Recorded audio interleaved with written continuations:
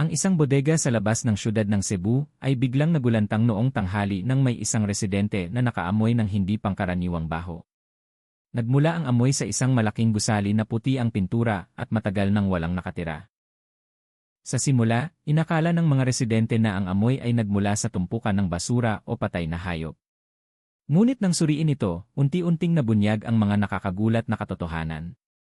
Agad na tinawagan ng security guard ng compound na nakatanggap ng ulat mula sa residente, ang lokal na pulisya.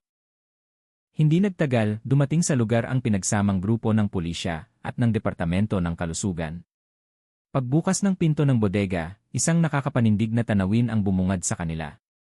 Maraming itim na body bags ang nakasalansan ng maayos sa sahig.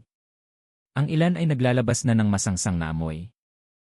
Agad na nagsagawa ng masusing paghahanap ang mga opisyal. Mula sa paunang bilang, hindi bababa sa 35 body bags ang natagpuan sa pangunahing silid. Samantalang ang ilan pa ay nakaimbak sa isang cold storage sa likod. Bawat bag ay may label na numero at petsa. Ngunit wala pang nakalagay na pagkakakilanlan ng biktima. Sinabi ni Colonel Romeo Santos, ang tagapagsalita ng Cebu Provincial Police Office, sa kanyang pahayag na ipinadala na ang forensic team upang kumpirmahin ang nilalaman ng bawat bag. Idiniin niya na patuloy pa ang investigasyon at hindi pa makapagbibigay ng konklusyon ang pulisya tungkol sa sanhi ng pagkakadiskubre na ito. Samantala, nababalot ng takot ang mga residente. Pinili ng ilan na huwag lumabas ng bahay, samantalang ang iba naman ay dumagsa sa bakod ng bodega upang alamin ang totoo. Lubusang sinara ng mga otoridad ang akses sa lugar upang mapanatili ang kaayusan. Patuloy ang tensyon hanggang gabi at wala pang opisyal na pahayag tungkol sa kung sino ang may-ari ng gusali na iyon o kung saan nagmula ang mga body bags na natagpuan. Noong gabing iyon, ang lugar ng bodega na karaniwang tahimik ay naging laot ng mga tao. Nagkikislapan ang mga ilaw ng pulisya. Isang dilaw na tape ang nakapalibot sa puting gusali at ang bulong-bulungan ng mga residente ay naririnig sa bawat sulok ng kalye. Sa likod ng rehas na bakod, nakabantay ng mahigpit ang mga otoridad na nakasuot ng kumpletong uniforme. Tila may mas malaki pang bagay kaysa sa simpleng pagkakadiskubre ng mga body bags. Ang forensic team na dumating pa noong hapon ay hindi pa umaalis sa lugar. Isa-isang inilabas ang mga body bags mula sa loob ng silid at inilipat sa mga sasakyang panghukay. Ilang opisyal ang nakasuot ng kumpletong personal protective equipment. Mabilis ang kanilang mga kilos ngunit maingat. Ang masangsang na amoy ay nagdulot upang takpan ng maraming tao sa paligid ng lugar ang kanilang mga ilong. Ang ilan ay piniling umatras ng ilang metro dahil hindi nila matiis ang amoy.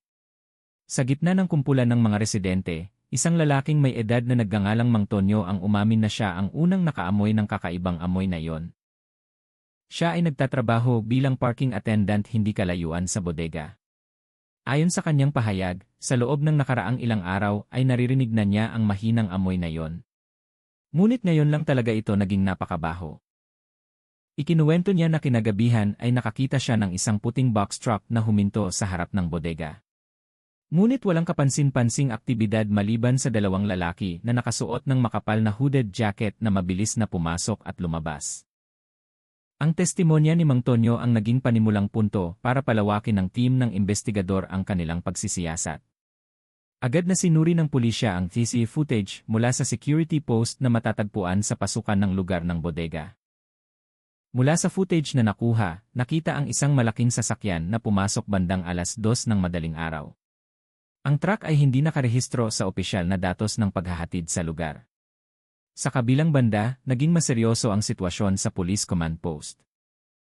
Ilang matataas na opisyal mula sa Cebu Provincial Police Office ang personal na dumating upang subaybayan ang pag-unlad ng investigasyon. Nagpulong sila ng sarado kasama ang forensic team at ang Cebu City Health Department. Ilang dokumento at litrato mula sa loob ng bodega ang nakakalat sa mesa. Mula sa ekspresyon ng mukha ng ilang opisyal, malinaw na may hindi pangkaraniwang bagay sa pagkakadiskubre na ito. Bandang 11:00 ng gabi, isang paunang katotohanan ang unti-unting nabunyag. Bagaman hindi pa ito ibinabahagi ng hayagan sa publiko, sinabi ng isang panloob na pinagmulan ng pulisya na hindi lahat ng bag ay naglalaman ng bangkay ng tao. Ang ilan ay naglalaman lamang ng mga protective clothing at ginamit na kagamitang medikal. Gayunpaman, may ilang bag na talagang naglalaman ng mga bangkay ng tao na nasa kalagayan na ng pagkabulok. Hindi pa alam ang pagkakakilanlan ng mga bangkay na ito. Samantala, ilang residente ang biglang umamin na may nawawalang miyembro ng pamilya sa loob ng nakaraang 2 linggo. Bagaman wala pang direktang ebidensya ng koneksyon, ang kanilang mga testimonya ay lalong nagpainit sa sitwasyon sa lugar. Lumabas ang iyak at hiyawan sa gitna ng kumpulan nang ilabas ng mga opisyal ang isa sa mga body bags mula sa bodega. Ilang tao ang sumubok na lumapit upang kumpirmahin kung iyon ay miyembro ng kanilang pamilya. Sa gitna ng kaguluhan, lumitaw ang isang misteryosong figura na nakakuha ng atensyon. Isang matangkad na lalaki na nakasuot ng itim na jacket ang tila nagmamasid mula sa malayo. Nakatayo sa ilalim ng anino ng puno. Walang nakakakilala sa kanya. At nang simulan ng mga otoridad na tingnan siya, agad na nawala ang lalaki sa dilim ng gabi. Ang kanyang presensya ay nagdulot ng malaking tanong sa gitna ng investigasyon na hindi pa nakakahanap ng linaw. Sa loob ng bodega, natagpuan ng forensic team ang isang maliit na nakatagong silid sa likod ng pekeng dingding. Ang silid ay mahigpit na nakakandado at puno ng amoy na mas masangsang kaysa sa pangunahing silid. Ang pinto ng silid ay hindi agad binuksan, sa halip ay sinalyuhan muna habang hinihintay ang mga espesyal na kagamitan upang buksan ito ng ligtas. Patuloy na tumaas ang tensyon. Lahat ng mata ay nakatuon sa maliit na silid na iyon. Pinaigting ng mga otoridad ang pagbabantay, nagdagdag ng mga tauhan, at nilinis ang lugar sa paligid ng bodega. Pilit na pinaatras ang mga residente ng mas malayo, samantalang unti-unting dumating ang karagdagang sasakyang panghukay. Hanggang madaling araw, patuloy ang masinsinang investigasyon. Wala pang opisyal na pahayag na inilalabas sa publiko. Ngunit mula sa kilos ng mga otoridad at sa tensyonadong ekspresyon ng forensic team, malinaw na may mas nakakatakot pa kaysa sa simpleng tumpok ng mga body bags. Madaling araw sa lugar ng bodega na iyon ay nakakatakot. Nagsimulang bumaba ang hamog, ngunit ang lamig ay hindi kayang pigilan ang tensyon. Nag-uunahan ang tunog ng sirena ng mga sasakyang panghukay na pumupunit sa katahimikan ng gabi. Ilang residente na nananatili pa sa gilid ng kalsada ay nakitang nagbukas ng kanilang mga cellphone, kinukunan ang bawat pangyayari. Ang iba naman ay piniling manalangin ng tahimik dahil sinasabi ng kanilang pakiramdam na may mas nakakatakot pa kaysa sa karaniwang pagkakadiskubre ng bangkay. Bandang 2:30 ng madaling araw, sa wakas ay nabuksan ng forensic team ang maliit na silid na nakatago sa likod ng pekeng dingding. Pagbukas ng kalawang na pintong bakal na iyon, isang napakalakas na masangsang na amoy ang lumabas at pinilit ang ilang opisyal na umatras habang tinatakpan ang kanilang mga ilong ng dobleng maskara. Mula sa loob ng silid ay narinig ang tunog ng patak ng tubig na kasama ng tunog ng napakaraming langaw. Itinutok ang spotlight sa loob ng makipot na silid na iyon. Nakita ang dose-dosenang iba pang itim na bag na nakasalansan na parang hanay ng mga kabaong. Kaiba sa mga bag sa pangunahing silid, ang mga bag na ito ay walang label ng petsa o code. Sa sulok ng silid, nakatayo ang isang sira-sirang kahoy na mesa na may tumpok ng mga dokumento na ang ilan ay nasira na ng anay. Sa ibabaw ng mesa ay may isang peres ng rubber gloves, maskara, at isang maliit na walang lamang oxygen tank. Agad na nagsagawa ng paunang pagsusuri ang mga forensic officer. Napakarumi ng kondisyon ng mga bag, ang ilan ay tumutulo na hanggang sa kumalat sa sahig ang itim na likido. Mula sa pansamantalang pagsusuri, karamihan sa mga bag ay naglalaman ng mga bangkay ng tao na nasa kalagayan ng malubhang pagkabulok. Ang ilang bangkay ay halos hindi na makilala. Ngunit ang nagpatindig ng balahibo ay isang kakaibang bagay. Halos lahat ng bangkay ay natagpuan na nakagapos ang mga kamay sa likod gamit ang pulang plastik na lubid. Nakita ang hepe ng forensic team ng Cebu Provincial Police Office na lumabas ng silid na may maputlang mukha. Agad siyang lumapit sa matataas na opisyal na naghihintay sa labas. Naging seryoso at tahimik ang kanilang usapan, ngunit mula sa kanilang mga mukha, malinaw na mas mabigat ang pagkakadiskubre na ito kaysa sa inaasahan. Sa labas ng bodega, nagsimulang magulo ang sitwasyon. Kumalat ang balita tungkol sa nakatagong silid sa mga residente na naghihintay mula pa noong hapon. Ilang tao ang nagsimulang maghisterikal, samantalang ang iba ay sumubok na makalusot sa police line upang makita mismo. Pinaigting ng mga otoridad ang seguridad. 2 tactical vehicle ang ipinadala upang pigilan ang masa.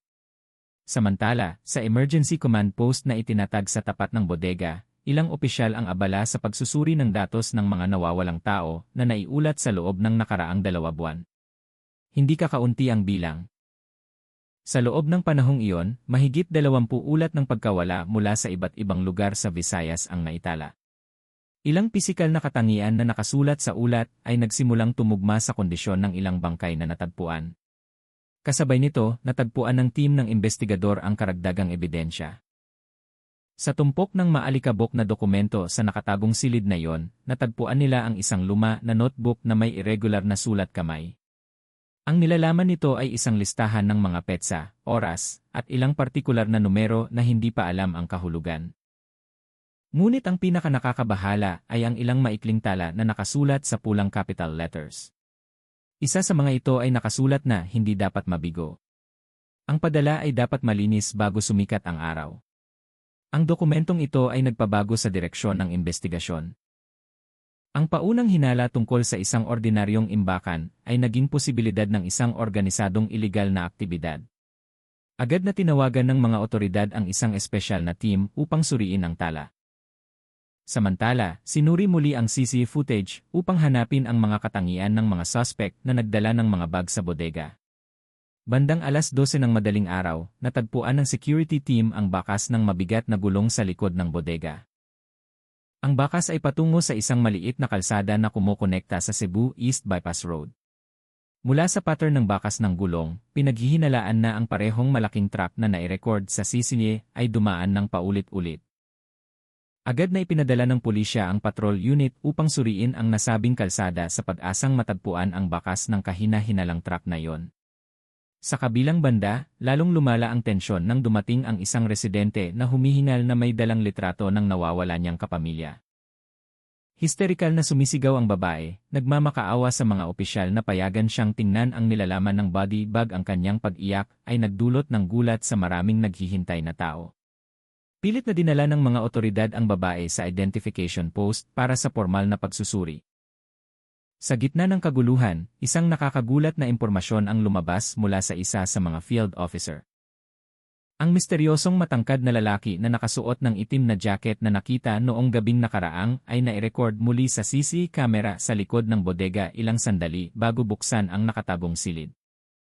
Nakatayo siya sa madilim na lugar, nagmamasid sa aktibidad ng mga opisyal, at pagkatapos ay nawala sa direksyon ng mga damuhan.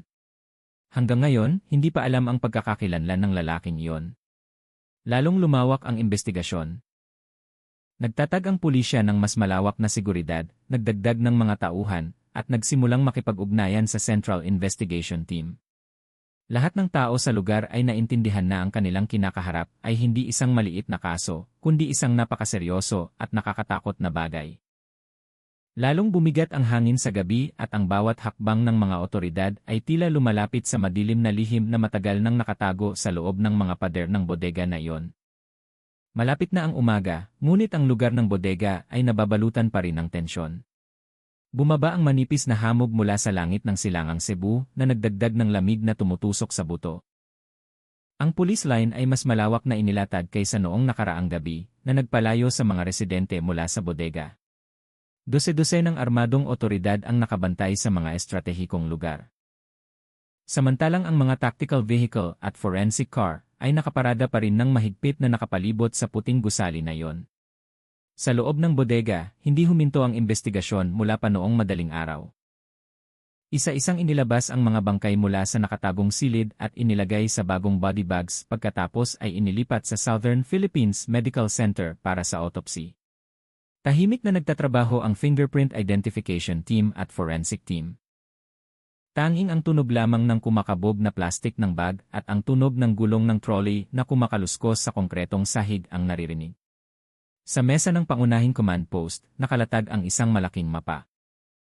Ipinapakita ng mapa ang ruta ng distribusyon ng mga kalakal sa lugar ng bodega at ang ruta patungo sa Cebu Bypass Road. Ilang punto ang minarkahan ng pulang bilog na nagpapahiwatig ng lokasyon kung saan pinaghihinalaang dumaan ang misteryosong truck na iyon. Ilang senior investigator mula sa Cebu Provincial Police Office at National Police Headquarters ang nakitang nakatayo sa paligid ng mapa, nag-uusap ng mahina. Wala ni isa sa kanila ang nagpakita ng kalmado na ekspresyon. Bandang alas 5 ng umaga, natagpuan ng isa sa mga patrol team na nagsusuri sa bypass road ang isang kahina-hinalang bagay.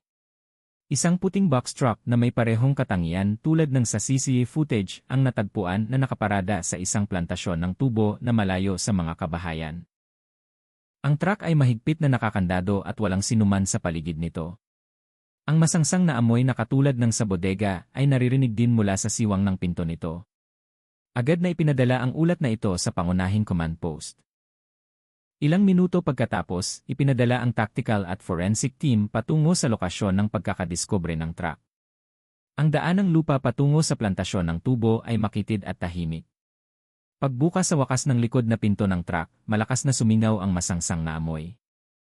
Sa loob ay natagpuan ang 6 na itim na bag na katulad ng sa bodega. 2 sa mga ito ay tumutulo na at naglalabas ng madilim na likido.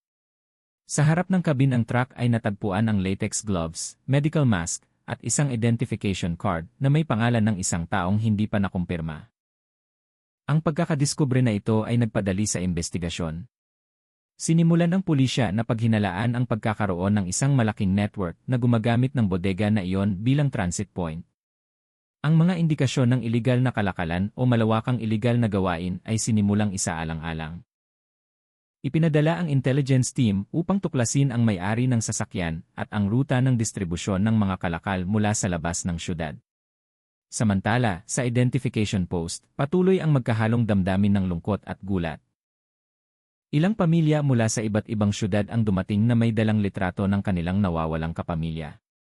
Umalinggaw ang iyak tuwing may proseso ng pagkakakilanlan ng bangkay. Ilang pamilya na ang nagsimulang tumanggap ng masamang balita pagkatapos makilala ang bangkay sa pamamagitan ng espesyal na marka sa katawan ng biktima. Ngunit karamihan sa iba ay naghihintay pa rin sa masakit na kawalan ng katiyakan. Sa emergency forensic room, walang tigil na nagtatrabaho ang mga forensic doctor. Mula sa paunang pagsusuri, karamihan sa mga biktima ay namatay hindi dahil sa sakit, kundi dahil sa matinding pisikal na karahasan. Ang mga sugat sa pulso at ang mga marka ng pagkakagapos sa katawan ng biktima ay nagpapakita na sila ay posibleng nakulong bago matagpuan na walang buhay. Bandang alas 9 ng umaga, isang mahalagang impormasyon ang sa wakas ay lumabas. Natagpuan ng identification team ang tatak ng bodega sa ilang body bags na magkapareho ng logo ng isang logistics company na hindi na aktibo simula pa noong 5 taon na ang nakakaraan. Ang kumpanya na iyon ay dating nagpapatakbo sa industrial na lugar ng Mandaue, ngunit bigla na lamang nalugi ng walang bakas. Hindi rin kumpleto ang mga tala tungkol sa may-ari nito. Maging ang ilang dokumento ng kumpanya ay nawawala mula sa archive ng syudad. Ang impormasyon na ito ay nagpalalim sa investigasyon. Sinimulan ng pulisya na suriin ang posibilidad na ang bodega na ito ay bahagi ng isang lumang operasyon na sinadyang itago. Ilang senior officer na kasama sa investigasyon ang nagsabi na ang kaso na ito ay may pattern na tulad ng isang organisadong kriminal na network, hindi lamang individual na pagkilos. Sa gitna ng abalang investigasyon, ang misteryosong lalaki na nakasuot ng itim na jacket na nai-record dati sa kamera ay muling naging mainit na usapan sa command post na tagpuan ng security officer ang bakas ng paa na patungo sa likod na bakod ng bodega. Ang bakas ay bago at tumutugma sa oras ng paglitaw ng lalaking iyon sa siye. Pinaghihinalaan ng pulisya na kilalang-kilala ng lalaking iyon ang istruktura ng gusali, marahil ay bahagi pa nga ng aktibidad sa loob nito. Nagsagawa ng malawakang paghahanap sa kahabaan ng maliit na ilog sa likod ng bodega, sa bakanting lugar ng halamanan, at sa madilim na pasilyo na bihirang daanan ng mga residente. Tanghali na, lalong uminit ang panahon. Ngunit ang pawis ng mga opisyal ay kasama ng tensyon na hindi pa nawawala. Pinalawak ng investigation team ang lugar ng paghahanap hanggang sa radius na 5 kilometro mula sa pangunahing lokasyon. Ilang opisyal ang nagsusuri sa mga damuhan na may kasamang aso na pang-amoy. Narinig ang matatalim na utos sa gitna ng mga yapak ng mga otoridad.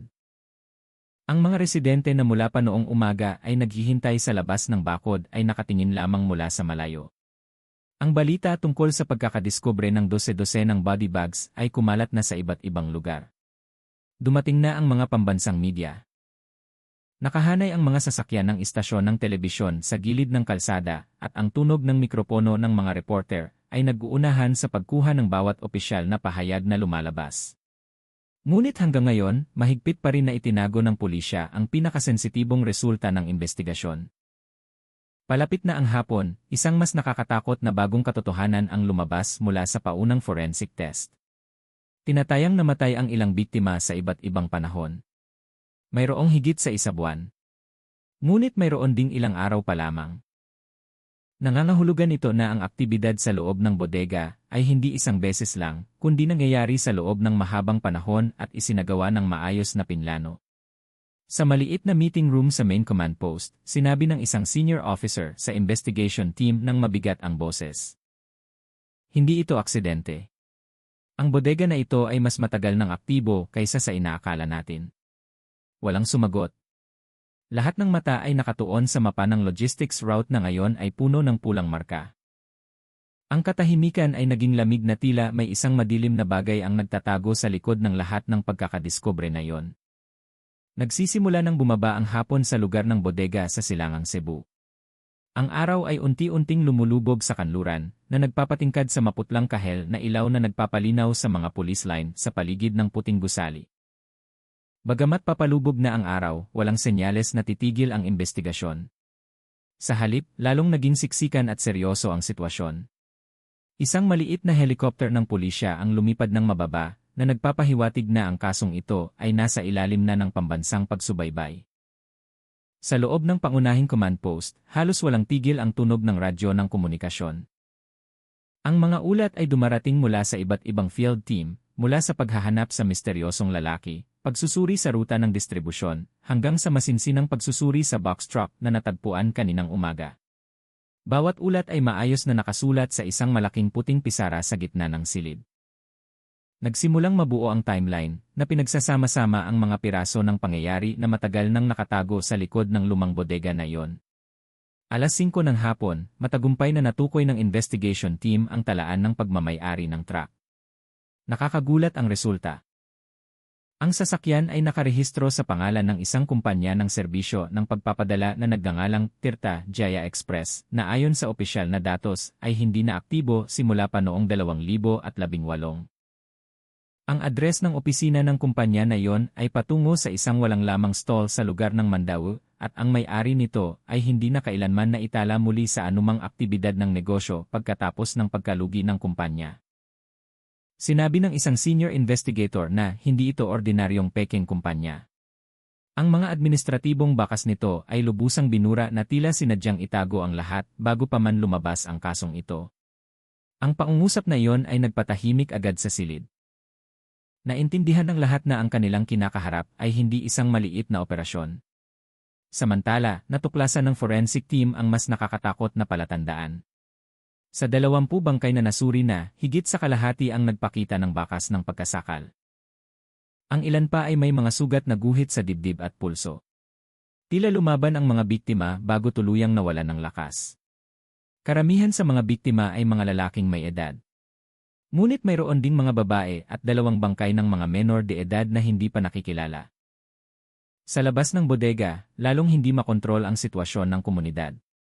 Kumalat na ang balita tungkol sa pagkakadiskubre ng mga bangkay sa pamamagitan ng social media. Daan-daang residente ang dumating mula sa iba't ibang lugar. Mayroon pang ang dumating upang makita lamang ang lokasyon. Naglagay ang mga otoridad ng dobleng barikada, na nagbabawal sa sinuman na lumapit maliban sa opisyal na team. Narinig ang mga sigaw at pagtutulak mula sa hanay ng mga tao. Ilang reporter ng telebisyon ang sumubok na makalusot sa kumpulan upang makakuha ng eksklusibong litrato. 6:00 ng hapon, naging tensyonado ang sitwasyon nang mag-ulat ang isa sa mga search team ng bagong pagkakadiskubre. Humigit kumulang 2 kilometro mula sa bodega, malapit sa isang maliit na ilog na puno ng ligaw na damo, natagpuan ng aso na pang-amoy ang isang sira-sirang kubo. Mula sa labas, mukha itong ordinaryo. Ngunit nang buksan ang kahoy na pinto nito, muling narinig ang napakabahong amoy. Sa loob ng kubo, natagpuan ng team ang 4 na malalaking jerrycan na naglalaman ng kemikal na likido na walang label. Isang pulang plastik na lubid na katulad ng ginamit upang igapos ang mga kamay ng mga biktima, at ilang protective clothing na may mansa ng maitim na kayumanggi.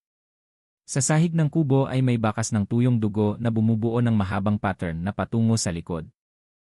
Ang bakas na yon ay nagdala sa mga opisyal sa isang butas sa lupa na may lapad na 1 metro. Nang sinindihan ng flashlight, nakita ang isang bagay na kahawig ng mga labi ng buto ng tao na nahaluan na ng basang lupa. Agad na tinawagan ng forensic team ang isang espesyal na evacuation unit. Agad na sinara ang lokasyon na yon at mahigpit na binantayan. Ang pagkakadiskubre ng kubo na yon ay nagbigay ng bagong direksyon sa investigasyon. Malakas ang hinala na ang bodega ay hindi lamang ang lugar kung saan nangyari ang krimen na ito. Malamang na mayroon pang ibang mga nakatagong lugar sa paligid ng lugar na yon. Pinalawak ng mga otoridad ang lugar ng paghahanap hanggang sa radius na 10 kilometro at iminapa ang posibleng ruta ng pagtakas ng misteryosong lalaki na yon. Sa kabilang banda, lalong naging nakakalungkot ang sitwasyon sa identification post, mas madalas nang naririnig ang iyak at hiyawan ng mga pamilya ng biktima. Bawat bangkay na matagumpay na nakilala ay nagdadala ng malalim na kalungkutan. Pilit na pinakalma ng mga opisyal ng pulisya ang mga pamilya. Ngunit ang balita na kanilang dala ay napakabigat para tanggapin ng sinuman. Ilang pamilya ang kailangang maghintay ng resulta ng DNA upang kumpirmahin kung ang bangkay na yon ay tunay na miyembro ng kanilang pamilya. Lumulubog na ang gabi, naglagay ng mga spotlight sa paligid ng bodega na nagpapailaw sa gusali ng nakakasilaw na puting ilaw. Ang command post ay nagpapatakbo na ngayon ng 2 layer. Ang unang team ay nakatuon sa forensic at identification ng biktima. Samantalang ang ikalawang team ay gumagalaw upang habulin ang network ng mga salarin. Sinimulan ng intelligence unit na imbestigahan ang financial trail ng misteryosong kumpanya ng Tirta Jaya Express na iyon. Mula sa mga lumang tala, ang kumpanya na iyon ay dating nakatanggap ng malaking pondo mula sa mga foreign bank accounts, ngunit hindi kailanman nag-ulat ng anumang aktibidad. Sa gitna ng lahat ng ito, isang balita mula sa field unit ang muling nagulantang sa command post. Inamin ng isang patrol officer na nakita niya ang figura ng matangkad na lalaki na nakasuot ng parehong itim na jacket na mabilis na dumadaan sa daanan patungo sa walang lamang halamanan. Hindi kalayuan sa lokasyon ng kubo, nakita ang lalaki na may dalang isang bagay sa kanyang likod na parang isang malaking bag at pagkatapos ay nawala sa madilim na ruta na patungo sa isang lumang sementeryo. Agad na ipinadala ng pulisya ang special forces na may kasamang aso na pang-amoy at thermal drone. Isinagawa ang paghahanap ng tahimik dahil pinaghihinalaan nila na ang lalaking iyon ay hindi lamang isang saksi, kundi malamang na bahagi ng core network sa likod ng trahedya na ito. Ang hangin sa gabi ay dahan-dahang umihip na nagdadala ng amoy ng damp at basang lupa. Ang mga spotlight mula sa patrol vehicle ay sumisikat sa bawat pulgada ng lupa. Walang tunog ng ibon, walang tunog ng kuliglig. Tanging isang mabigat na katahimikan ang nakabitin. Tila ang lupa sa lugar na iyon ay nagtatago ng madilim na lihim na matagal nang nakabaon. Ilang senior investigator ang nagkatinginan ng walang salita. Alam nila na ang pangangaso ngayong gabi ay posibleng magbubukas ng pinto sa tunay na misteryo ng bodega ng kamatayan na iyon o kaya ay magdadala sa kanila sa isang bagay na mas madilim kaysa sa kanilang inaakala. Buong gabi na ang lumipas na bumalot sa lugar ng bodega sa silangang Cebu ng manipis na hamog na lalong lumalapot. Ang damp at mabigat na hangin ay tila nagpapahirap sa paghinga ng sinumang naroon. Ang liwanag ng mga spotlight ng pulisya ay sumisikat sa puting gusali mula sa iba't ibang direksyon na lumilikha ng mahabang anino na dahan-dahang gumagalaw tuwing umiihip ang hangin. Ang tunog ng radyo ng komunikasyon ay naririnig halos bawat minuto na nagbabalita ng paggalaw ng search team at ang pinakabagong resulta ng investigasyon. Sa pangunahing command post, mas tahimik ang sitwasyon kaysa dati. Lahat ng miyembro ng investigation team ay tahimik na nagtatrabaho. Paminsan-minsan lamang naririnig ang tunog ng panulat na sumusulat sa report board o ang tunog ng mga papel ng dokumento na mabilis na binubuklat. Bagamat maliwanag ang silid, madilim ang kapaligiran. Nagsisimulang makita ang pagod sa mukha ng mga opisyal. Ngunit ang tensyon sa field ay hindi nagpapahintulot sa sinuman na huminto. Bandang 9:00 ng gabi, nag-ulat ang special tracking team na ipinadala sa lumang sementeryo ng unang pagkakadiskubre sa gitna ng malalaking puno. Natagpuan nila ang ilang sariwang bakas ng paa sa putik na lupa. Ang bakas na yon ay tumugma sa pattern ng sapatos ng misteryosong lalaki na nai-record dati sa CCA sa likod ng bodega. Mas malayo pa sa loob, natagpuan nila ang isang piraso ng punit na itim na tela na may mansa ng tuyong madilim na likido sa dulo nito. Tahimik ang sementeryo na iyon, tanging ang liwanag ng portable spotlight mula sa search team ang nagpapailaw. Ang hangin sa gabi ay nagpakpak sa mga tuyong dahon, na lumilikha ng mahabang kaluskos na lalong nagpatindi sa tensyon. Bawat yapak ng mga opisyal ay kasama ng tunog ng basang putik. Walang ibang tunog ng tao sa paligid doon, ngunit ang pakiramdam na tila binabantayan ay napakalakas. Binuo ng tracking team ang isang semicircular formation, sinuri ang bawat libingan. Patuloy na ibinababa ng aso na pang-amoy ang kanyang nguso sa lupa na sumusunod sa parehong amoy tulad ng sa bodega at sira-sirang kubo. Habang lalo silang pumapasok sa loob, nagsimulang maramdaman ang mahinang masangsang na amoy. Habang lalo silang lumalalim, lalong tumalas ang amoy na tumutusok sa ilong. Sa kanang bahagi ng sementeryo, malapit sa isang lumang lapida na halos matumba na, biglang huminto ang aso na pang-amoy at malakas na tumahol. Ang lupa sa ilalim nito ay tila mas malambot kaysa sa paligid nito. Nang sinindihan ng flashlight ng mas malapit, nakita na ang lupa ay bagong hinukay at tinabunan muli. Agad na tinawagan ang forensic team sa lokasyon. Ang paghuhukay ay ginawa ng dahan-dahan gamit ang mga manual na kagamitan. Pagkatapos ng halos 20 minuto, may naramdaman ang isang opisyal na matigas. Isang mas matinding masangsang na amoy ang lumabas na nagpilit sa ilang miyembro ng team na magsuot ng dobleng maskara. Mula sa mababaw na butas na iyon, nakita ang itim na bag na katulad ng natagpuan sa bodega. Nang dahan-dahang buksan, ang nilalaman nito ay nagpatahimik sa ilang opisyal. Ang bangkay na nasa loob nito ay nasa kalagayan na ng matinding pagkabulok. Ngunit, nakikita pa rin ang pulang lubid na nakagapos sa magkabilang kamay nito sa likod. Hindi lamang isa, kundi 3 body bags ang natagpuan sa butas na iyon. Nakasalansan na parang walang halaga. Sa loob ng isa sa mga bag ay natagpuan ang isang maliit na bagay na hugis kwintas na metal na may malabong inisyal na nakaukit sa ibabaw nito.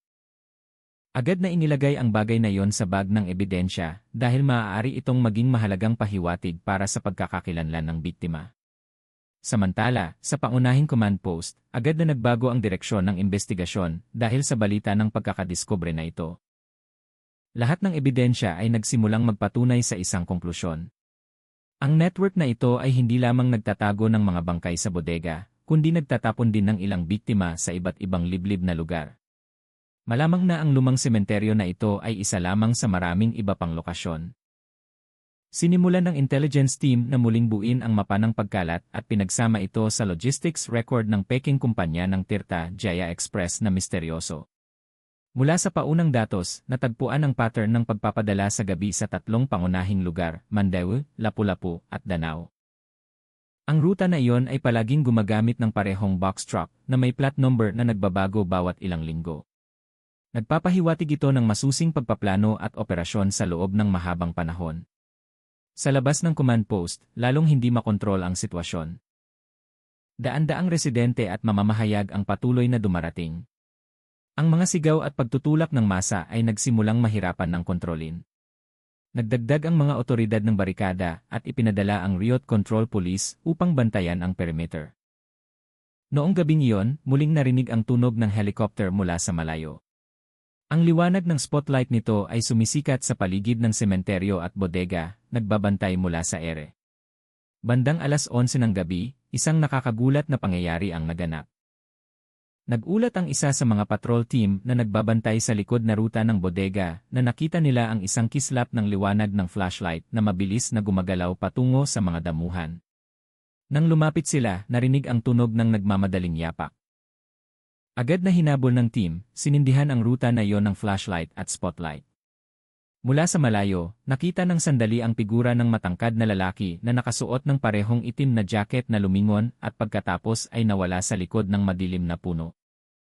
Nagpatuloy ang paghabol sa tahimik at tensyonadong paraan. Ang maputik na lupa ay nagpahirap at nagpadulas sa mga yapak ng mga opisyal.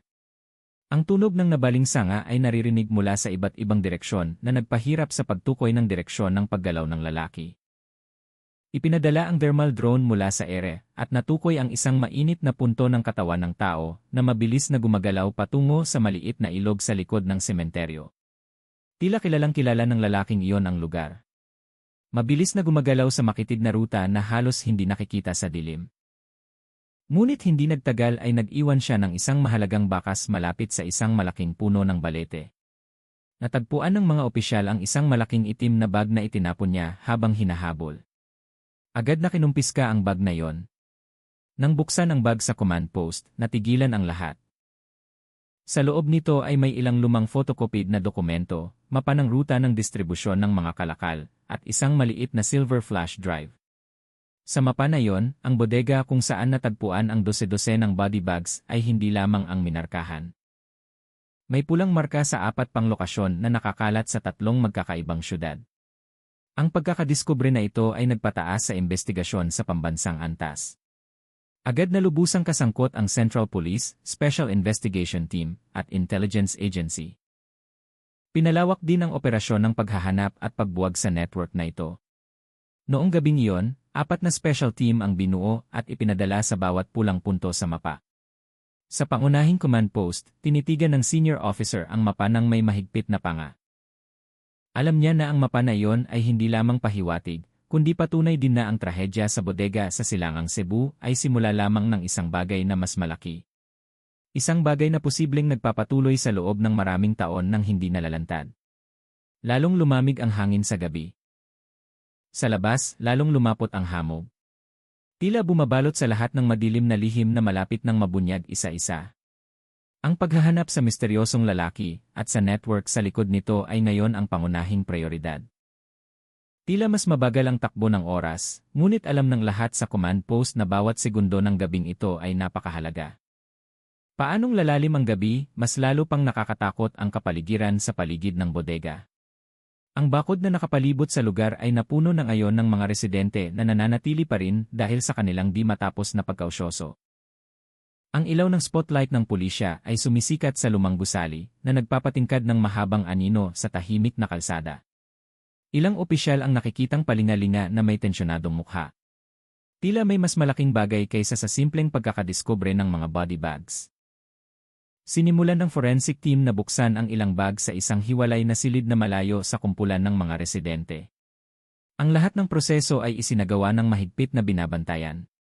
Sa unang bag, may natuklasan ang mga opisyal na agad na nagpatahimik sa silid. Hindi isang buong bangkay ng tao, kundi mga piraso ng katawan na naipreserba na gamit ang kemikal. Ang masangsang na amoy na nahaluan ng amoy ng formalin ay bumalot sa silid, na nagpilit sa ilang opisyal na takpan ang kanilang ilong ng dobleng maskara. Binuksan ang sumunod na bag at hindi rin ito bumaba sa pagkakagulat. Sa pagkakataong ito, ang nilalaman ay isang buong bangkay, ngunit ang katawan nito ay matigas na parang nagyelo na sa loob ng matagal na panahon. Hindi pa alam ang pagkakakilanlan ng biktima, ngunit sa kanyang pulso ay nakakabit pa rin ang hospital identification bracelet na may malabong sulat. Maingat na itinala ng mga opisyal ang bawat detalye, kabilang ang numero ng label na nakasulat sa bag at sa bracelet na yon. Sa labas ng silid, nagsagawa ng emergency meeting ang hepe ng Cebu City Police kasama ang ilang opisyal ng lokal na pamahalaan at medical team. Ang pagpupulong na iyon ay isinagawa ng sarado. Ngunit, ang bulong-bulungan tungkol sa malaking posibilidad na ang bodega na ito ay konektado sa isang illegal na network ng pag-imbak ng bangkay ay nagsimulang marinig sa mga mamamahayag. Ilang panloob na pinagmulan ang nagsabi na ang bodega na ito ay posibleng nagpapatakbo sa loob ng mahabang panahon, marahil ay maraming taon nang hindi nalalantad sa mga residente o sa mga otoridad. Isa sa mga katotohanan na nagdagdag ng takot ay ang pagkakadiskubre ng isang activity log board sa likod na silid. Ang board na iyon ay naglalaman ng mga petsa ng pagpapadala at pagtanggap ng mga bag na maayos na nakasulat sa maliliit na titik na parang inventory record. Ang pinakaunang petsa na naitala ay halos 3 taon na ang nakakaraan. Samantalang ang huling tala ay ginawa lamang 2 linggo bago ang pagkakadiskubre na ito. Ang lahat ng tala ay nakasulat sa itim na panulat ng walang pirma o malinaw na impormasyon tungkol sa kung sino ang nagtala nito. Isang residente, isang matandang lalaki na nagngangalang Mang Ben, ang umamin na matagal na siyang may nararamdamang kakaiba. Madalas siyang nakakarinig ng malakas na tunog ng makina na umiiral sa hating gabi mula sa loob ng bodega, ngunit hindi niya kailanman nalaman kung anong aktibidad ang nangyayari doon. Dati, inakala ko na bodega lang iyon ng yelo o lugar ng imbakan ng isda, pero minsan, ang amoy ay nagpapahirap sa akin na makatulog, anya nang nanginginig ang boses. Agad na itinala ng mga otoridad ang kanyang testimonya bilang isa sa mga sumusuportang ebidensya sa investigasyon. Hindi nagtagal, natuklasan ng mga opisyal ang isang nakatagong silid sa ilalim ng bodega sa likod ng tumpukan ng mga lumang kahoy na paleta. Pagkatapos suriin ng mas malalim, lumabas na ang silid na yon ay parang imbakan na may napakababang temperatura. Ang temperatura sa loob nito ay umaabot sa 8 degrees Celsius, nilagyan ng malaking refrigerator, at ilang kalawang na metal na rack. Sa mga rack na yon ay may karagdagang itim na bag na hindi pa nabibilang. Agad na inutusan ang lahat ng opisyal na nasa lugar na higpitan ang seguridad. Tinawagan ang karagdagang forensic car at pinalawak ang police line hanggang sa sinakop ang lahat ng access sa radius na 100 metro. Nagsimulang lumabas ang mga live broadcast mula sa iba't ibang media na lalong nagpatingkad sa pangyayari na ito sa pambansang antas. Sa gitna ng lahat ng kaguluhan na iyon, isang batang opisyal ang nag-ulat sa kanyang komandante na natagpuan niya ang isang file sa mesa ng administrasyon sa loob ng silid. Ang file na iyon ay naglalaman ng ilang datos ng pangalan, petsa, pati na rin ang address ng mga ospital at home for the aged. Ang listahan na iyon ay sumasaklaw sa dose-dosenang pagkakakilanlan, ang ilan ay may pulang ekis sa tabi nito. Binalot ng katahimikan ang silid nang ipakita ang file na iyon, naintindihan ng mga opisyal na ang pagkakadiskubre na ito ay hindi lamang isang simpleng pagkakadiskubre ng mga body bags. May nakatagong network na maayos na nagtatrabaho sa likod ng lahat ng ito, at unti-unting nabubunyag ang mga bakas nito. Ngunit alam din nila na habang lalong lumalalim ang kanilang paghuhukay, lalong maraming misteryo ang hindi pa sigurado na handa nilang harapin ngayong gabi. Ang hangin sa madaling araw ay lalong tumutusok sa buto. Ang manipis na hamog ay bumabalot sa lugar ng bodega na nagdaragdag ng nakakatakot na kapaligiran na mula pa noong hapon ay nakabitin sa hangin. Ang mga spotlight ng pulisya ay patuloy na umiilaw ng walang tigil na nakakasilaw sa mata ng mga residente na nagtitipon pa rin sa likod ng police line. Ang ilan sa kanila ay nagsisimulang maging balisa, ngunit walang sinuman ang talagang naglakas loob na umuwi. Tila may isang bagay na nagpapagana sa lahat na alamin kung paano magtatapos ang nakakatakot na kwento na ito sa loob ng bodega. Ang temperatura sa underground storage room ay bumaba ng husto pagkatapos buksan ng lubusan ang refrigerator. Ang malamig na singaw ay lumabas mula sa mga siwang ng sahig na nagpaparinig sa bawat hakbang ng mga forensic officer na umalingaw-ngaw. Ang silid na iyon ay mas malaki kaysa sa paunang pagtatantya. Ang mga metal na rack ay nakahanay ng maayos na parang isang mahabang pasilyo na tila dinisenyo upang mag-imbak ng maraming bagay.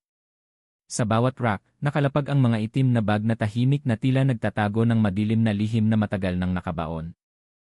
Nagpasya ang forensic team na muling bilangin ang lahat ng body bags sa lugar. Mula sa huling bilang, ang bilang ay hindi na 35, kundi mahigit 100 bag. Ang ilang bag ay sira na sa mga gilid na nagpapahiwatig na matagal na itong naimbak. Sa sulok ng silid ay may tumpukan ng mga bag na nakabalot sa maruming puting tela at nakagapos ng pulang plastik na lubid.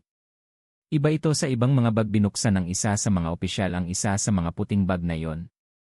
Ang nilalaman sa loob ay nagpatahimik sa ilang tao at nagpakapit sa kanilang hininga. Ang bangkay na nasa loob nito ay hindi nabubulok tulad ng karaniwang bangkay, kundi na ipreserba na sa nakahiga na posisyon.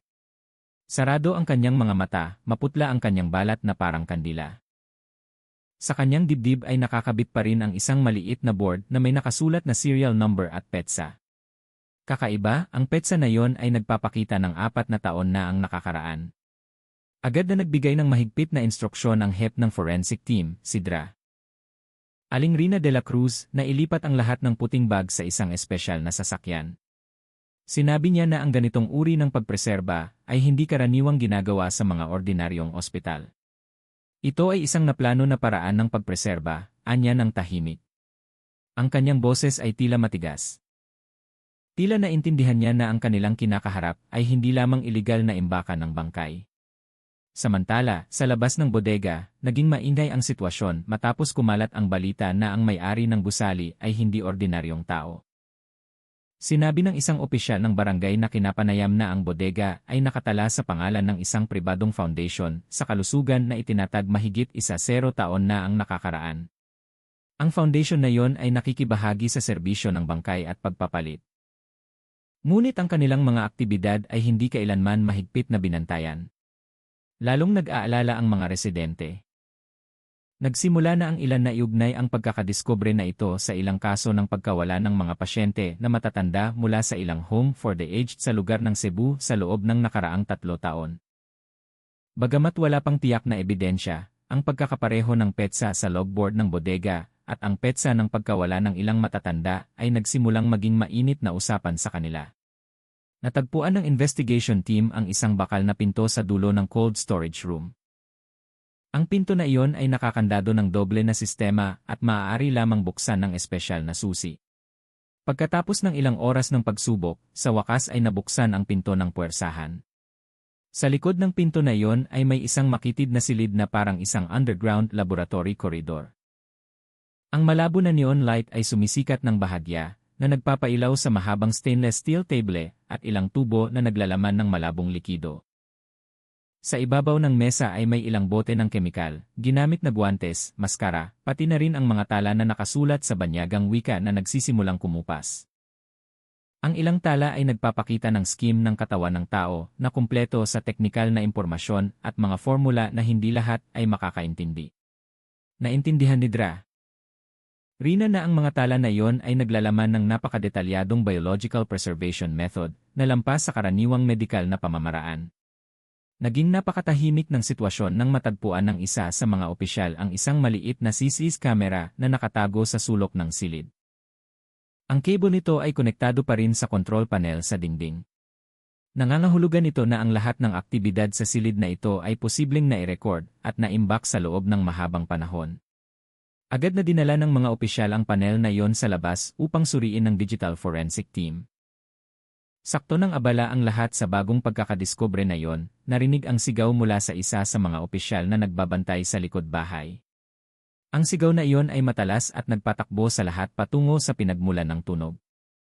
Natagpuan ng isang security officer ang isang maliit na pinto sa likod ng gusali na dating natatakpan ng tumpukan ng mga bakal na drum. Bahagyang bukas ang pinto na iyon, tila kakagamit lang ng isang tao. Agad na kinubkob ng mga otoridad ang likod na lugar. Ipinadala ang mga aso na pang-amoy upang sundan ang bakas ng amoy na lumabas mula sa maliit na pinto na iyon. Ang bakas nito ay patungo sa mga damuhan at nagtatapos sa isang daanan patungo sa maliit na ilog sa likod ng bodega. Sa gilid ng ilog, natagpuan nila ang mga bota at latex gloves na basa pa. Agad na nagbigay ng utos ang field commander na palawakin ang paghahanap hanggang sa radius na 1 kilometro mula sa lokasyon. Lahat ng opisyal ay naghanda na may flashlight at kumpletong kagamitan na sinusundan ang madilim at tahimik na daan. Ang sitwasyon noong gabing iyon ay lalong bumigat na tila nagtatago ng sagot sa isang mas nakakatakot na palaisipan kaysa sa kanilang inaakala. Samantala, sa front room, matagumpay na naisaaktibo ng digital team ang control panel ng CCA na natagpuan sa underground laboratory.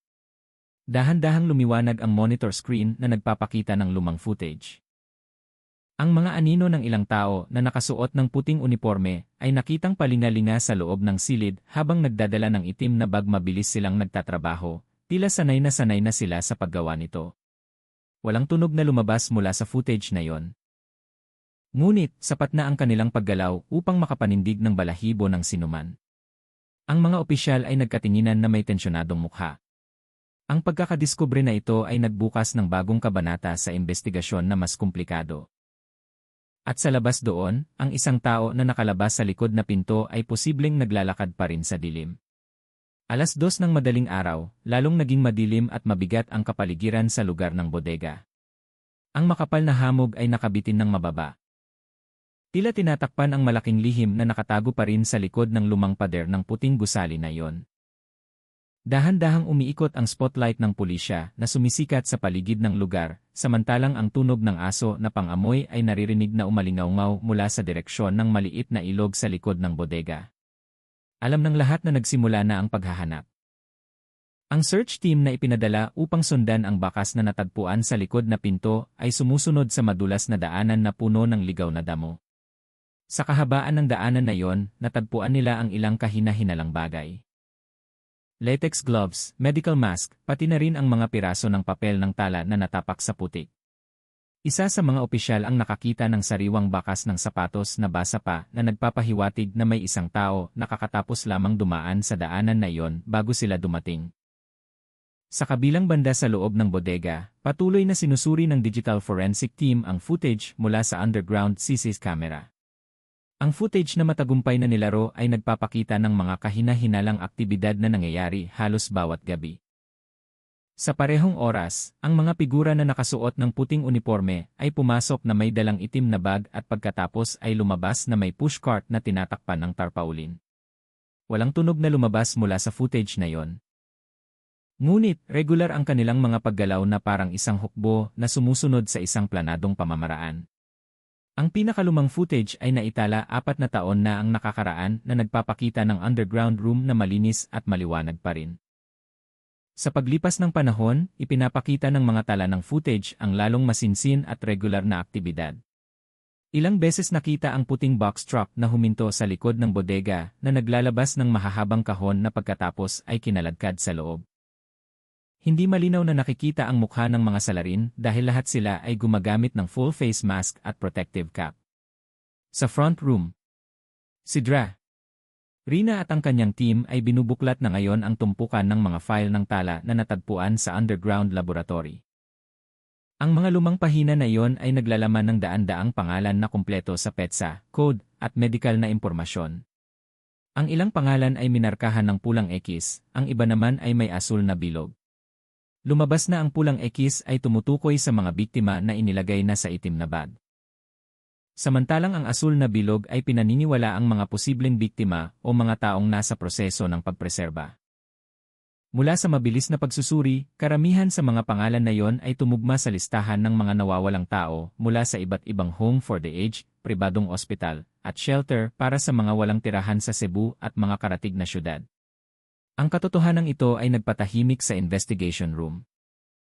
Naintindihan ng mga opisyal na ang kanilang kinakaharap ay hindi lamang iligal na imbakan ng bangkay, kundi isang network ng illegal human organ trafficking na nagpapatuloy sa loob ng maraming taon ng sistematiko. Samantala, ang paghahanap sa kahabaan ng ilog ay nagdala sa team sa isang maliit na tulay hindi kalayuan sa lokasyon ng bodega.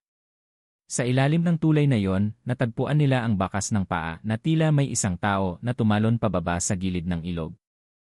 Ilang metro mula doon ay natagpuan ang isang malaking itim na maleta na kalahating nakalubog sa tubig. Pagkatapos buksan ng maingat, ang nilalaman ng maleta na iyon ay nagpatahimik sa lahat ng opisyal.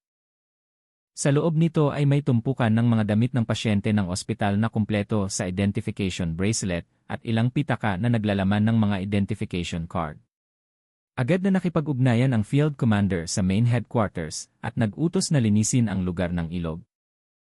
Hindi nagtagal, ipinadala ang dive team upang suriin ang ilalim ng ilog. Hindi masyadong malakas ang agos ng ilog, ngunit madilim at malalim ang tubig nito. Isa-isa, nagsimulang matagpuan ang mga kakaibang bagay. Mula sa guwantes, maskara, hanggang sa plastic bag na naglalaman ng mga hiringgilya at bote ng kemikal na likido. Lahat ng bagay na yon ay inilagay sa evidence bag at ipinadala sa police laboratory. Sa loob ng bodega, lalong naging tensyonado ang sitwasyon.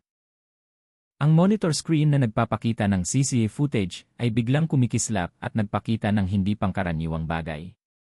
Sa footage ng nakaraang linggo, nakita ang isang tao na walang puting uniforme. Nakasuot siya ng itim na jacket at tinatakpan ang mukha ng ordinaryong tela na maskara. Kaiba sa ibang mga salarin na laging nagtatrabaho ng pangkat, mag-isa ang figura na ito na gumagalaw.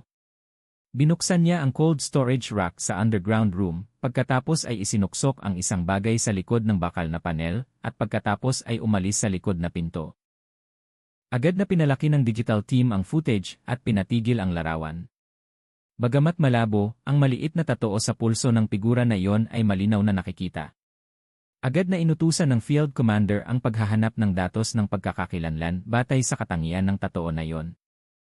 Mula sa paunang pagtutugma, ang tatoo na iyon ay tumugma sa lumang criminal record ng isang taong nagngangalang Carlo Reyes, isang dating empleyado ng Health Foundation na nawala 5 taon na ang nakakaraan.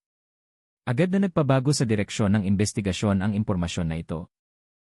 Kung totoo na buhay pa si Carlo at nasa paligid ng lugar, nangangahulugan ito na may malaking posibilidad na hindi pa lubusang nabubuwag ang network na ito. Posibleng mayroon pang ibang tao sa labas doon na nakakaalam ng operasyon na ito o kaya ay direktang kasangkot. Sa kabilang banda, lalong naging agresibo ang mga mamamahayag na mula pa noong hapon ay nagdadagsaan sa harap ng bodega sa paghahanap ng mga pag-unlad. Kailangan ng pulisya na dagdagan ang bilang ng mga tauhan upang bantayan ang police line. Nagsimulang matakot ang ilang residente, lalo na matapos kumalat ang balita na karamihan sa mga biktima ay pinaghihinalaang mula sa mga matatandang walang tirahan. 1:13 ng madaling araw, dumating ang nakakagulat na ulat mula sa dive team. Natagpuan nila ang isang maliit na bakal na pinto sa ilalim ng ilog na direktang konektado sa isang mahabang imburnal patungo sa kanlurang bahagi ng syudad. Ang imburnal na iyon ay sapat na malaki upang madaanan ng isang matanda. Malamang na ito ang lihim na ruta ng pagtakas na ginagamit ng mga salarin sa loob ng maraming taon. Nang walang pag-aaksaya ng oras, ipinadala ang special team upang suriin ang imburnal na iyon. Pumasok sila na may kumpletong kagamitan, umaasa lamang sa flashlight at emergency map. Ang masangsang na amoy ng ilog na nahaluan ng masamang hangin ay nagpapadama sa ruta na iyon na parang isang tunel ng kamatayan. Dahan-dahan ang kanilang mga yapak, ngunit bawat tunog ng pagtalsik ng tubig ay nagpapabilis ng tibok ng puso. Sa dulo ng pasilyo, malabong narinig ang tunog ng kalawang na metal. Nagbibigay ng senyas ang mga opisyal sa isa't isa na bagalan ang kanilang mga yapak. Habang lalo silang lumalapit, lalong naging malinaw ang tunog na iyon. Tila may isang tao na naglilipat ng mabigat na bagay. Kasabay nito sa loob ng command room, tinitingnan ni Dra. Rina ang mapa ng ruta ng paagusan ng tubig ng syudad na nakalatag sa malaking screen. Lumabas na ang imburnal na iyon ay konektado sa isang lumang gusali na matagal nang inabandon sa lugar ng Pantalan sa Hilagang Cebu. Ang gusali na iyon ay dating pag-aari ng parehong foundation na may-ari ng bodega ng body bags. Lahat ng katotohanan ito ay nagsimulang magkakaugnay na bumuo ng isang nakakatakot na serye. Isa-isa, nabubunyag na ngayon ang mga piraso ng puzzle. Ngunit alam ng lahat na anuman ang naghihintay sa kanila sa dulo ng pasilyo na iyon ay posibleng hindi lamang karagdagang ebidensya kundi isang bagay na mas madilim. At noong gabing iyon, ang simpleng investigasyon ay naging isang pangangaso sa dilim. Nagsisimula ng sumikat ang araw sa silangan. Ngunit sa lugar ng bodega sa Silangang Cebu, nanatiling tensyonado at puno ng misteryo ang kapaligiran. Naiiwan pa rin ng hamog sa gabi ang amoy ng damp at basang lupa, na nagdaragdag ng nakakatakot na pakiramdam na nakakapit na mula pa noong nakaraang gabi. Patuloy na umiilaw ang spotlight ng pulisya na nagpapailaw sa lumang bodega, sa underground laboratory room, at sa daanan na naging ruta ng pagtakas ng mga salarin. Ang special team na sumusunod sa imburnal na konektado sa gusali ng Pantalan sa Hilagang Cebu ay dahan-dahang gumagalaw na ngayon. Ang pasilyo na iyon ay makitid, sapat lamang para sa isang matanda na may basang konkretong pader na tumutulo ng tubig. Ang masangsang na amoy na nahaluan ng masamang hangin ay nagpapadama sa ilang miyembro ng team na halos mawalan ng malay. Ngunit patuloy silang lumakad na alam na bawat segundo ay maaaring magpasya sa tagumpay ng misyon. Sa labas, lalong naging mainay ang sitwasyon sa bakuran ng bodega. Daan-daang residente, mamamahayag, at pinagsamang otoridad ang naghihintay ng mga pag-unlad. Naging maingay din ang social media sa mga haka-haka. Mabilis na kumalat ang mga litrato ng lokasyon at ang maikling video mula sa drone helicopter ay nagpa-viral sa balita na ito sa loob ng ilang oras. Ilang residente ang nakitang balisa at natatakot.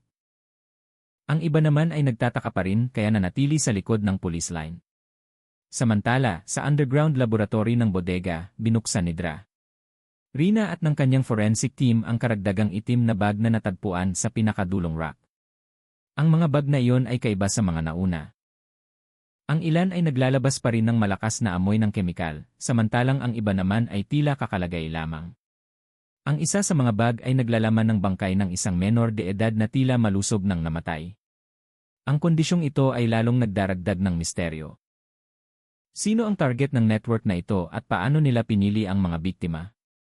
Nakatanggap ang field commander ng ulat mula sa digital team. Ang silver flash drive na natagpuan dati ay nasuri na.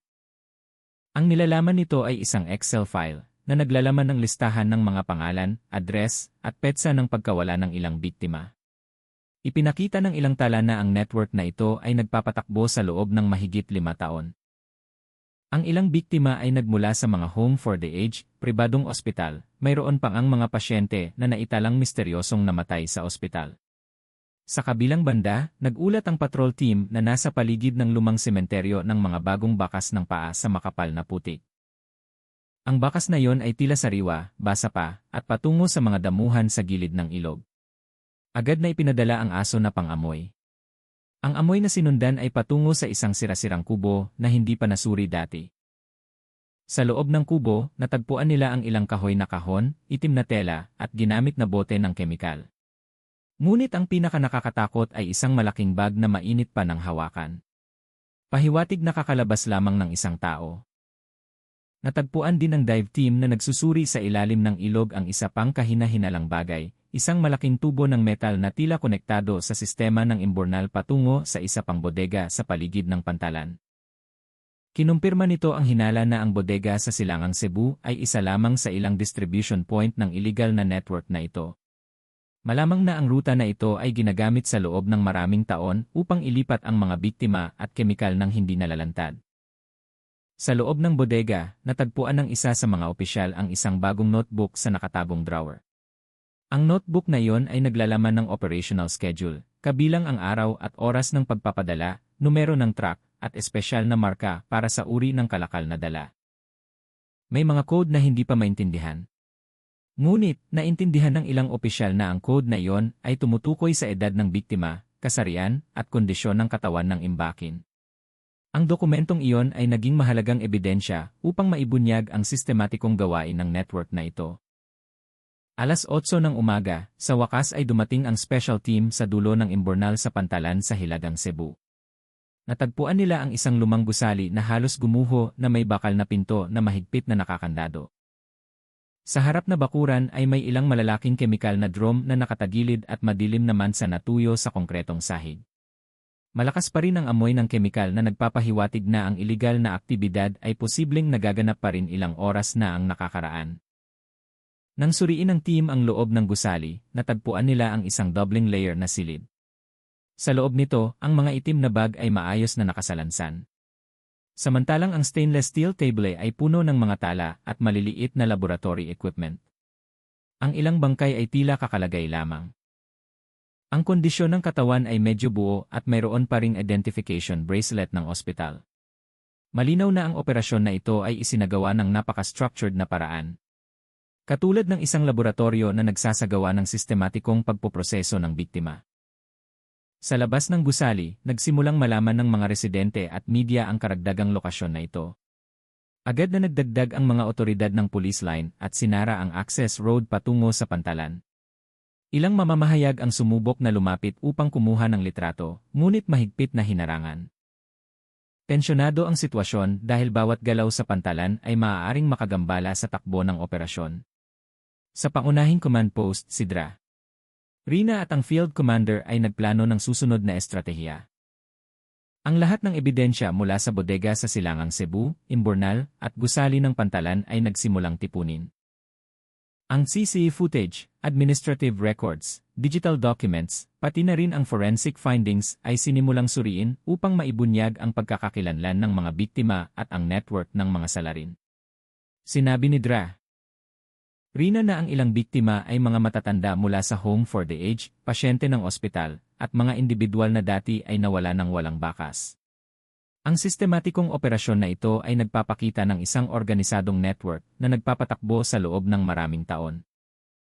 Sa labas, patuloy na nagmamasid ang mga residente at media. Pinalawak ng mga otoridad ang security perimeter, samantalang sinusubaybayan ng intelligence team ang posibleng natitirang miyembro ng network na nagtatago pa rin. Mula sa paunang datos, matagumpay na natukoy ng pulisya ang hindi bababa sa 3 iba pang lokasyon na ginamit bilang pansamantalang imbakan ng mga biktima. Ang hakbang na ito ang naging panimulang punto para sa mas malawak na operasyon upang lubusang sugpuin ang kriminal na network na ito. Iba't iba ang reaksyon ng publiko. Ang ilan ay gumaan ang pakiramdam dahil nabunyag ang madilim na network na ito. Ngunit marami rin ang natakot at nag-aalala sa kaligtasan ng kanilang mga magulang o kapamilya. Nangako ang lokal na pamahalaan na paigtingin ang pagsubaybay sa mga foundation at healthcare facility na konektado upang hindi na maulit ang katulad na pangyayari. Palapit na ang hapon, nagbigay ng huling briefing ang field commander sa pangunahing command post. Na-secure na ang lahat ng ebidensya. Sinusubaybayan na ang natitirang ruta ng pagtakas at ang investigation team ay nagsisimula ng bumuo ng kumpletong ulat para sa Central Police. Bagamat hindi pa lubusang tapos ang paghahanap, malaking hakbang na ang nagawa. Ang bodega sa Silangang Cebu ay wala ng kahina-hinalang aktibidad. Ngunit, ang madilim na impresyon ng misteryo ng dose-dose ng body bags ay nananatili pa rin sa puso ng lahat ng kasangkot. Sa maayos na koordinasyon at lalong kumpletong ebidensya, umaasa ang mga otoridad na ang kasong ito ay magiging isang malinaw na punto sa pagbubunyag ng isang malakihang kriminal na network. Samantalang patuloy na naghihintay ang mga residente at media ng karagdagang pag-unlad. Isang bagay ang malinaw, ang nakakagulat na trahedya na ito sa Cebu ay nagbukas ng mata ng lahat tungkol sa pagkakaroon ng isang madilim na network na matagal nang nagpapatakbo. At ang investigasyon na ito ay magiging isa sa pinakamalaking kriminal na kaso sa kasaysayan ng syudad. Ang pagkakadiskubre ng bodega na naglalaman ng dose-dose ng body bags sa Cebu ay nagbunyag ng isang kriminal na network na nagpapatakbo sa loob ng maraming taon ng sistematiko na kinasasangkutan ng mga biktima mula sa home for the aged at mga ospital. Na-secure na ng mga otoridad ang lokasyon, sinuri ang ebidensya, at pinalawak ang investigasyon upang maibunyag ang buong network sa likod ng trahedya na ito. Patuloy na subaybayan ang pag-unlad ng kasong ito na patuloy na tumatakbo dahil patuloy pa rin ang investigasyon at posibleng mabunyag ang mga bagong katotohanan. Huwag kalimutan mag-like, mag-comment at mag-subscribe upang hindi makaligtaan ang pinakabagong balita.